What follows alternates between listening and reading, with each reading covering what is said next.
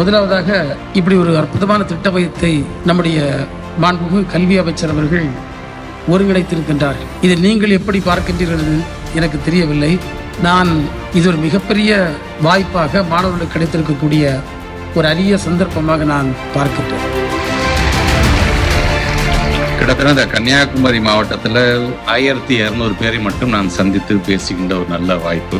அந்த 1200 ஸ்டூடெண்ட்ஸ் இன்னைக்கு ஒருங்கிணைந்து ஒரு கூரையின் கீழ் நாம் அமர்ந்திருக்கின்றோம். இங்கே நான் வருகை தந்திருக்கின்றது just not just delivering my speeches, but here I am to listen a lot from you.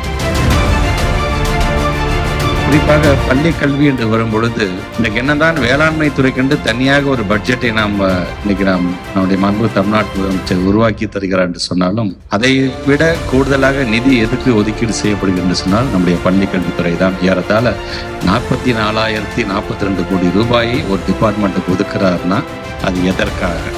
அமர்ந்திருக்கின்ற நீங்கள் தான் வருங்காலத்தில் இந்த தமிழ்நாட்டை வழிநடத்தக்கூடிய தலைவர்கள். அது சமுதாய ரீதியாக இருந்தாலும் சரி, பொருளாதார ரீதியாக இருந்தாலும் சரி. உங்களுக்கு பிடித்த ஆசிரியர் யார்?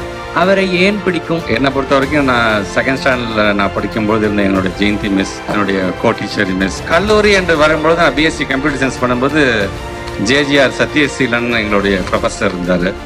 இப்படி ஒவ்வொரு நிலையிலும் ஒவ்வொரு ஆசிரியர்கள். இன்னைக்கு நான் இருக்கிற ப்ரொஃபஷனில் என்னுடைய ஆசிரியராக இருப்பவர் நம்முடைய மாண்புமிகு தமிழ்நாட்டுடைய முதலமைச்சர்.